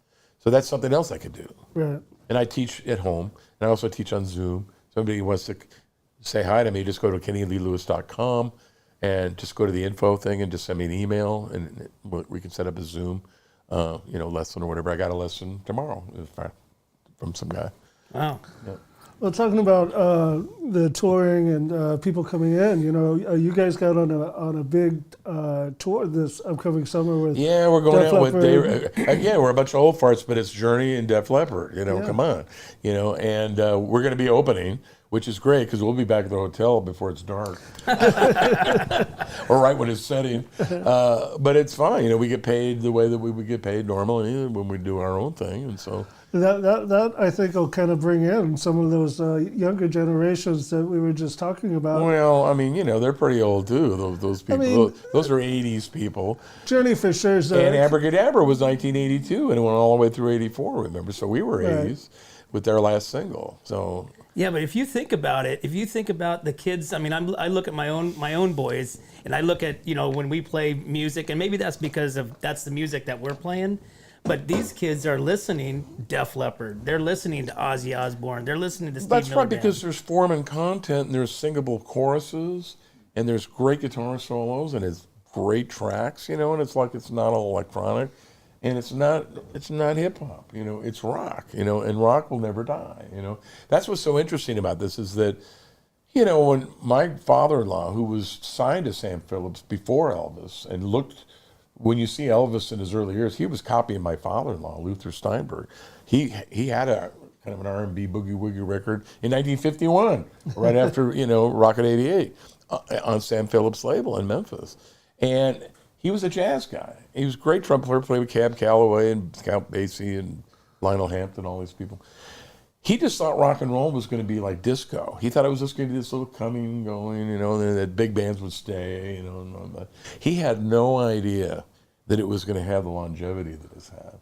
Right. So all those jazz guys just, when they saw Elvis and the way he took off, and because they all grew up with him, and he was, you know, he was okay, but they would have him open for their bands and stuff, and he was just like, you know, and they would just look at him like, what the hell is this? You know, it's like, he can't even play. You know, he can barely sing. You know, he looks good. He's copying our guitar player, Calvin Newborn, who invented the hip movements, who we know and we've interviewed before. He copied his movements, just like in Forrest Gump. That's not an untrue story. That's a true story. It's just that the guitar player was a guy named Calvin Newborn. He was Finest Newborn's brother, who was one of the greatest jazz piano players in history.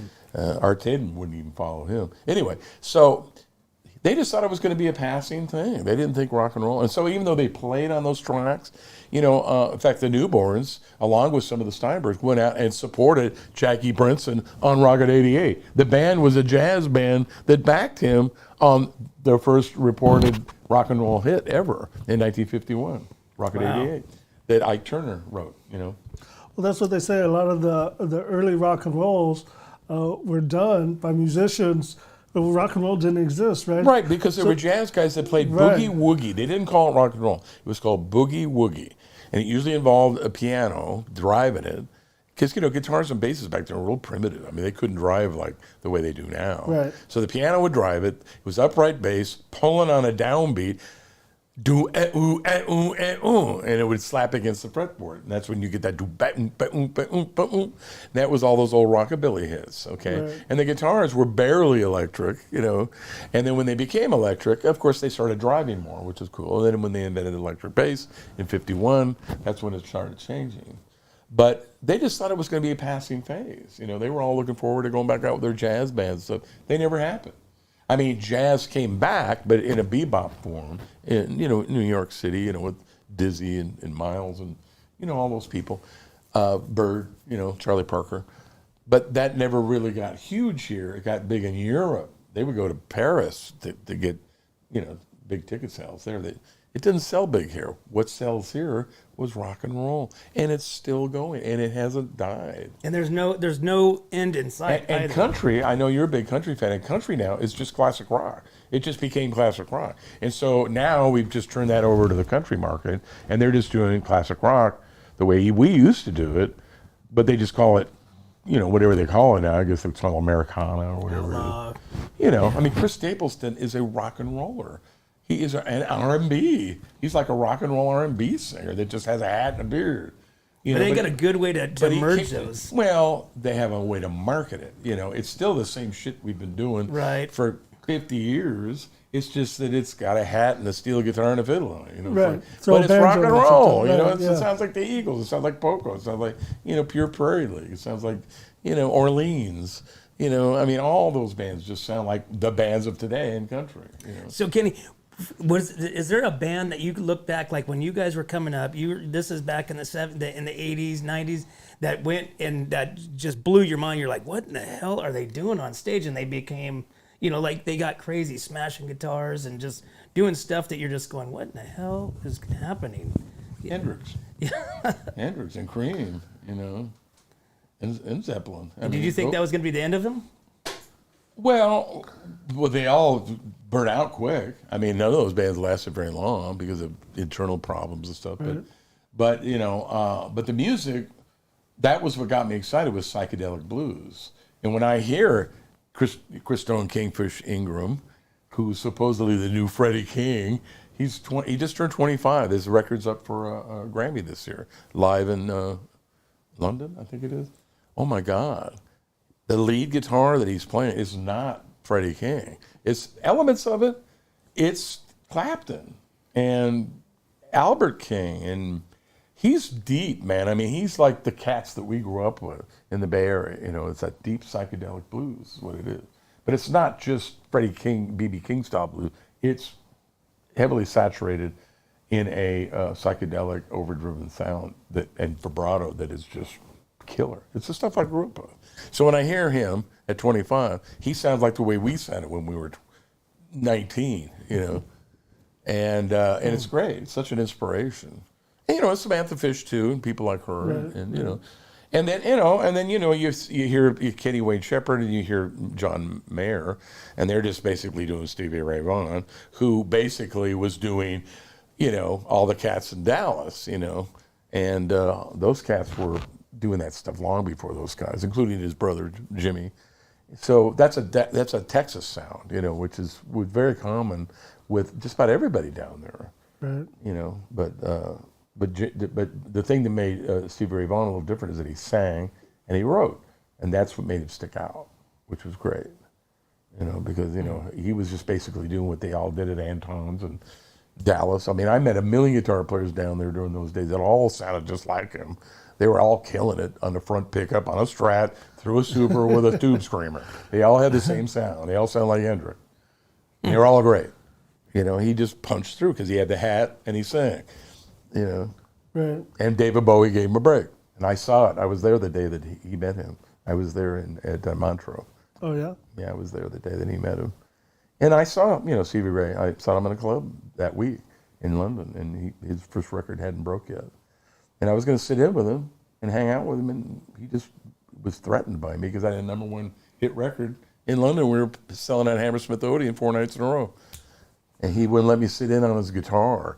I said, you know, I don't have my guitar here. I mean, let's trade eights, you know. Nobody go come in here and play my guitar. You know, all right, fuck it, don't.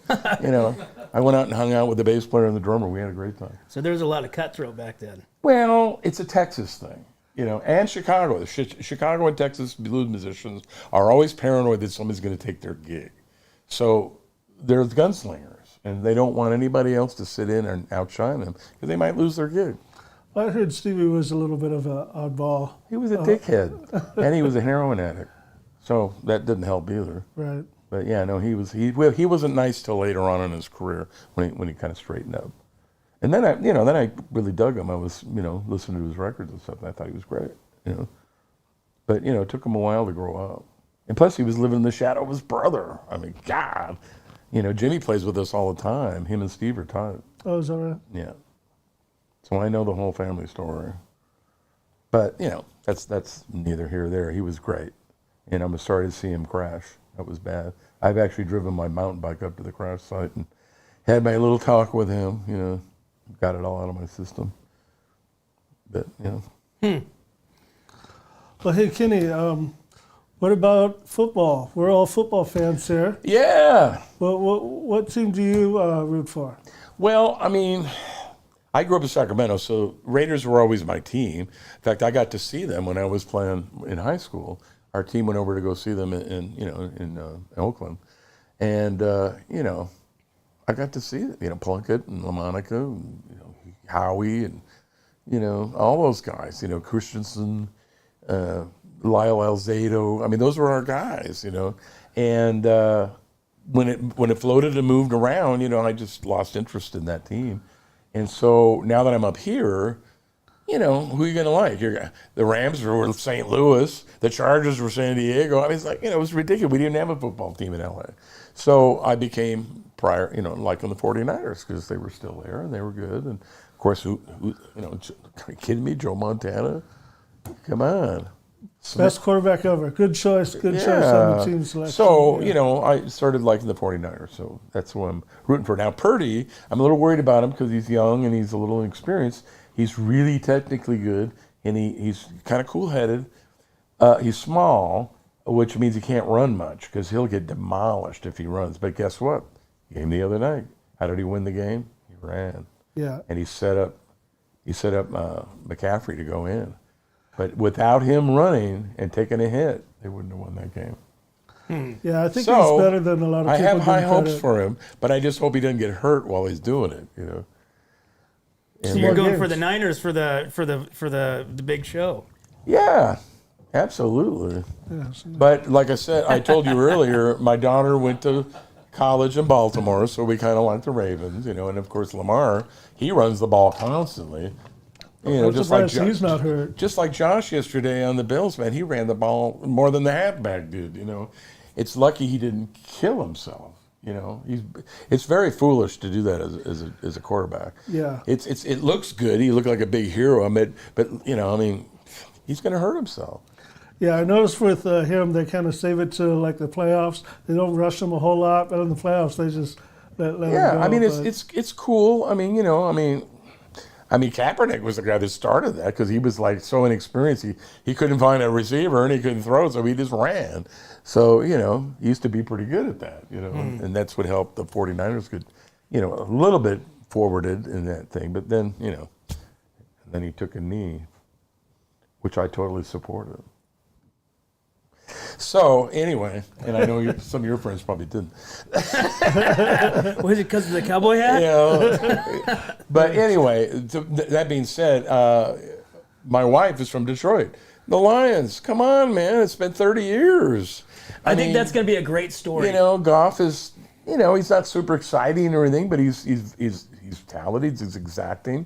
The receivers are good. The line's giving him some time to throw. You know, I mean, maybe it's their time. I don't know. I wouldn't be hurt if they beat the 49ers. I would not be hurt. Oh, come on now. But I don't know if that's going to happen. My money's on Detroit. Really? Yeah. Oh, wow.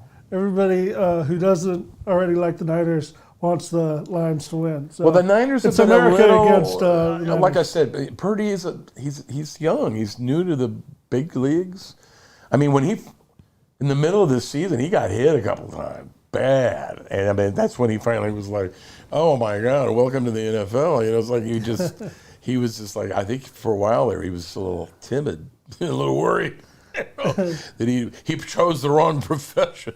You know, but he seems to be coming out of that now, and I think he's had some good advice, and you know, we'll see. I don't know. Like I said, I played in high school. I was first string. I had a lot of, you know, I had pictures in the newspapers. I could hear my name over the speakers in Hughes Stadium in Sacramento. Anybody that's ever been there, and hearing my name over the speakers and seeing me in print. I mean, I was pretty shy. I mean, I had stage fright, you know, so it was tough for me on stage when I was young. I used to look down at my feet a lot. I rolled my eyes back a lot. I was one of those guys that I would get into a guitar solo and I just kind of go out, let the DMT flush, you know, and it wasn't very attractive. And I remember my father who, you know, his mother was a silent movie actress in LA during the heyday. And so he was around the entertainment business for a long time since he was a kid, and then he wanted to be an entertainer, like I said. But he would tell me, he goes, "You're never going to make it. You never smile. You roll your eyes the back of your head. You look like a cadaver when you're playing." You know, I mean, that's the encouragement I had from my dad. You know, and so I had to work on it. You know, but being in sports, I think, really helped me become more confident because I was good at it. I had a lot of skulls on my helmet. You know, for my Your my good awards? plays. Yeah. And I'd hear my name over the speakers. I go, I can do this. I can do this. And I got over my stage fright eventually. I think sports helped. What are some of your because you're living on the Central Coast? I mean, your music and all that stuff. But what are some of your favorite things to do outside of music? Cook, fish, backpack. Not necessarily in that order. I have a cabin up in Montana. I'll be going there next week. I'll be doing gigs up there. I was hoping to do some ice fishing, but my buddy that I go with, his father just had a stroke, and so he can't make it, unfortunately. Ice fishing is fun. It's different. The hole cut and the hole out, and Yeah, but you do it in a house with some schnapps, and you got the game on, but you got to turn all the lights up because the fish can see you. You know, so what you do is you're fishing in a dark house. You know, you just have the screen on. You know, you get maybe the burner, they cook a little back bacon, you know, a little schnapp, and sit there. You can just talk about this volume like this. Now we spear too, like in Minnesota. You cut a square about this big, and you spears. That's really fun. what brings them up? Yeah. You have this lure that's on a line that attaches to like a little crane-looking thing, and it's a lure that looks like an airplane fish, like a flying fish. And when you drop that in the water, the way that the wings are designed, it spins. And because you got like stainless steel wings on it, it flashes. And you do, of course, your sunny day. So the house is totally dark. The only light you have is coming from the floor through the cut. And this thing goes down and it spins. And while it's spinning down at the bottom, these big northern pike and walleyes and stuff will see that from, Miles. 100 feet away, and they'll come up and they don't strike it. They just get mesmerized by it because it's kind of like a hula dancer or something, and they'll come up real slow. And you, like if you're sitting right where you are, and let's say the hole's right here, you won't see the fish that you're going to get. You'll have your trident sitting right here. And I'll say, the fish coming, get ready. And what you'll do is you grab your trident and you lean forward and you look down into the hole, and here comes this nose. Because I'll see your fish before you see it. And then the nose will come out, and here's the gill flaps, and the pectorals are going like this. And it just goes up to the lure and it looks at it, because it doesn't understand what it is. They just knew that it flashed and it looks kind of like a fish. They're trying to figure out if they're going to bite it or not, And while they're thinking about it, you take this trident that weighs about 15 pounds. It's like a frog gig, and it's solid steel, so you just drop it. You don't even throw it. Really? Yeah, you just go and it's attached to a rope, and you just go, that's it. That's all you do. And it just hits them right behind the gills, and all hell breaks loose. Everything explodes. You got to cover the TV, get up because the water's flashing. Everybody's yelling and screaming. You get the fish out. You take them outside. You pull them off the gig. You put them on the ice. You come back in, start all over again. Wow. It's kind of fun. What's the time frame for that? Like as far as like a fish to get a fish? Well, then you just start all over again. You just start dropping the lure and stuff. And you can put a motor on it too. No, I mean, is it like a big weight? Is it a big weight for ice fishing like that? In between fish, I would say, maybe 5-10 minutes. Oh, that's pretty quick. Yeah, because they get curious. Huh. And that's what kills them. Curiosity kills the cat. So some people put a motor on the thing. So then you just have it down there just spinning all the time, And they don't even have to drop it anymore. Wow. You sit and watch the game and schnapps stories like we're doing here. And then, I go, oh, and here comes your fish. Get ready. Huh. It's pretty fun. Yeah. It's different. And the females get into it too, the women, the wives and stuff. Well, when you say a house, Because it's warm in there. You got the heater on, Yeah. You're sitting on couches. It's just like this, But you're in a house on the water? Yeah, you drag this thing out onto the lake. Gotcha. And have you ever seen Grumpy Old Men? Mm-hmm. It's just That's like what that. I was thinking about. It's just like that. Yeah. Wow. They actually build a village out on the lake. And you drive your pickup out there because the ice is this thick. Jeez almighty. Yeah. And Yeah. at what point do you kind of say, okay, this ice is getting thin? When one of the it's time to trucks leave? goes down, Yeah, when one of the trucks goes down. It's funny. They have guys that they hire to go out in the spring with a kind of a dredge looking thing to pull the car back up, so they can clean it off and try to get it running again. But yeah, that happens a lot. Or the house goes in, Because in a Grumpy Old Men, they show that. Right. Yeah, one of the houses goes down. It was pretty funny. But most of those lakes are not very deep, so it's pretty easy to get it up, with a block and tackle stuff. Sometimes they'll go down to the bottom and have some kind of a stanchion thing that kind of supports the, the dredge or whatever. Pull the car up. And of course, being Drag it over, or you just drag it to the shore, Just Wow. drain it off and, clean it up. You can see right to the bottom. Yeah, but most people are smart enough to know when it's dangerous not to do that. It depends on how much alcohol is being consumed. Right. It's usually how where it bad you starts wanna and finish. finishes. But it's fun. So anyway, I have a cabin up there, and I go up there and I write because I have a novel that I've written that is on Amazon. It's called Skeleton Dolls, Children of the Tower, Kenny Lee Lewis, and it's a sci-fi novel about some twins that speak in an ancient language and, can heal people. They're identical twins. And it's called Twin Speak. If you Google Twin Speak, it's a real thing. Have you ever known any identical twins or any twins? My sons, Are your son's a twin? not identical, but paternal. Okay. Did they ever, when they were little, speak in their own language? Mm-mm. Okay. Well, it's usually identicals that do that, but fraternals do it too. Yeah, they might have their own language. I'm not sure. No, when Yeah, they're I'll have to little, ask them to when that they're, when when they're you're little, home. before they go to school, they will have their own language, and they will know what it means, and they understand each other. But the parents can't. We don't know what it is. It sounds like gibberish. It's real fast, and if you Google that, you'll see that it's a common thing, and nobody knows what it is. It's like speaking in tongues at church. Nobody knows how to shamana, shadana, all that stuff. It's kind of like that. And so this book, the way I wrote it, suggests that that's the original language of God prior to the Tower of Babel being destroyed. Because if you read the Old Testament, there's a whole story in there about a bunch of humans that get smart all of a sudden, and they build this big tower that goes all the way up into the clouds because they wanted to be closer to God. That's in the Old Testament. I didn't write that.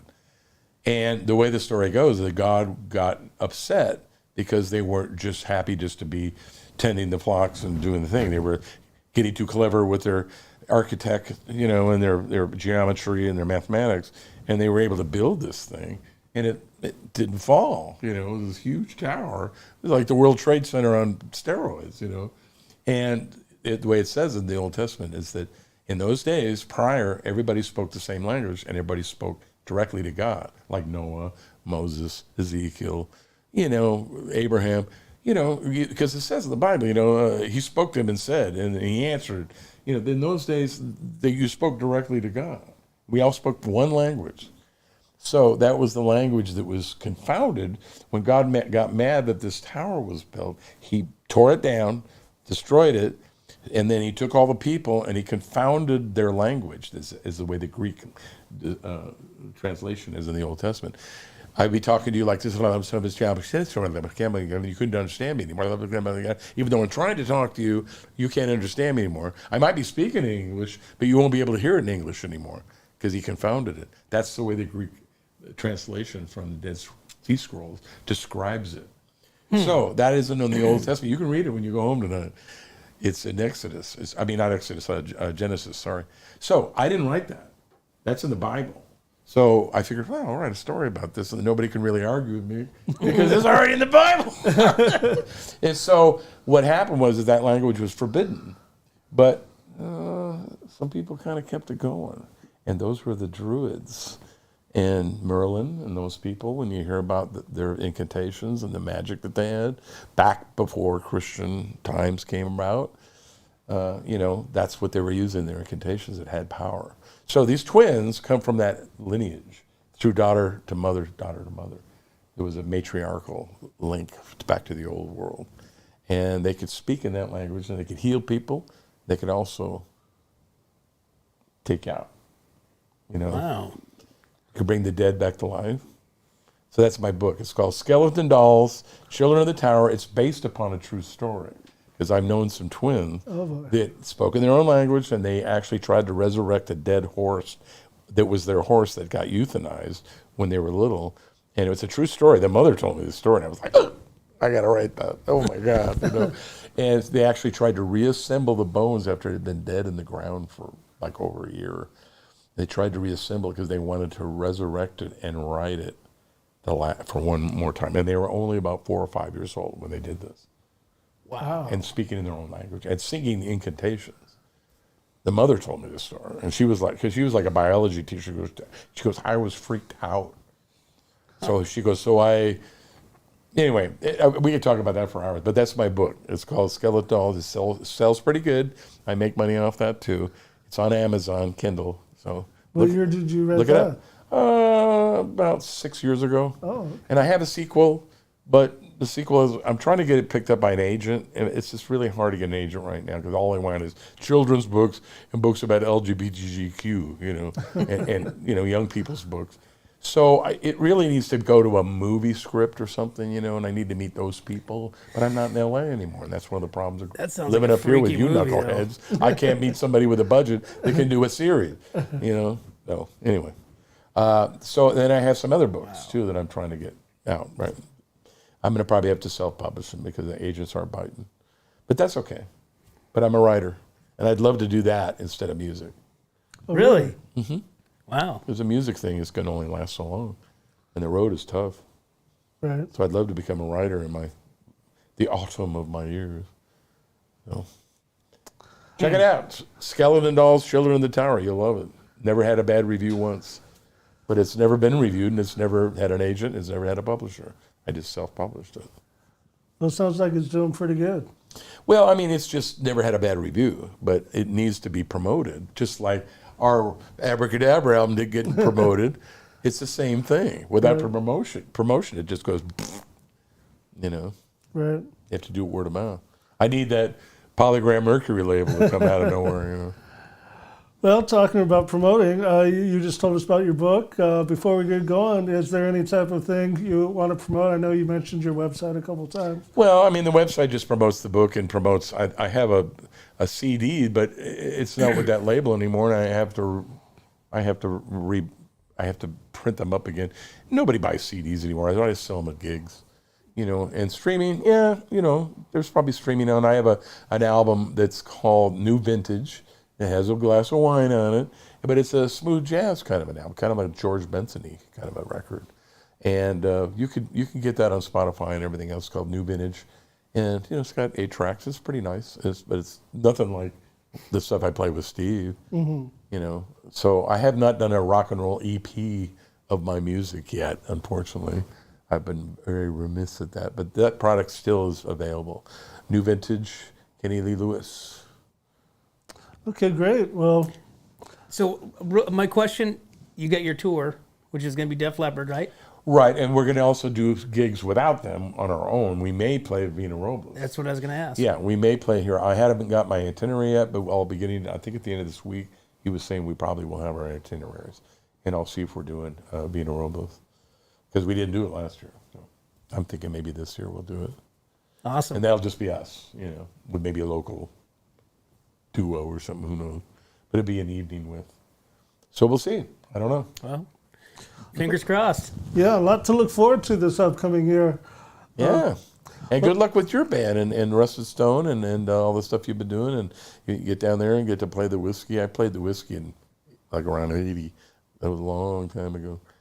But yeah, it's a fun venue. Yeah, it sure is. It's iconic, you know, and it's just one of those places that, you know, you got to check the box off to It's play. got a vibe, man. It's pretty cool. Well, Kenny, thanks for coming in. Really appreciate all your time and all your Yeah. stories. I know you'll be hitting the road, but thanks for coming in. My pleasure, and thanks for having me. Well, thanks for everybody else for coming in and hanging out with us and watching.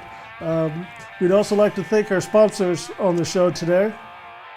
That includes Escalar Wines, Wine Travelers Hideaway, Vista Atascadero, or I should say Visit Atascadero, 805 Customs, Pacific 805 Spas, Henson Enterprises, Story Termite and Pest Control, Moore Hahn Auto Center, Airflow Filter Service, and Kennedy Club Fitness. Tune in next Tuesday at 6 p.m. We'll have another awesome show for you. Until then, we'll see ya. Thanks a lot. Hi, this is Dave Story, small game hunter with Story Termite and Pest. We're a full-service termite and pest control company. From rodents to termites, we can take care of all your pest control needs. Call today, we can tailor a pest control program that will meet your needs and budget. Contact us at 805-460-0650 or at storytermite.com. Remember, we don't have customers, we have friends.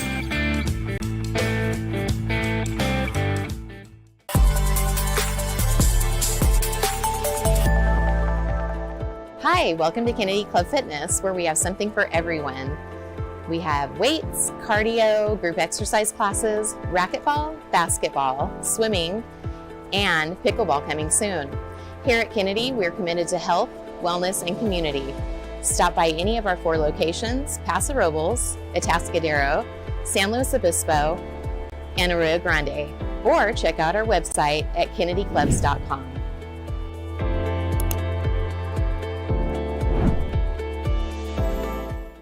Three, two, one.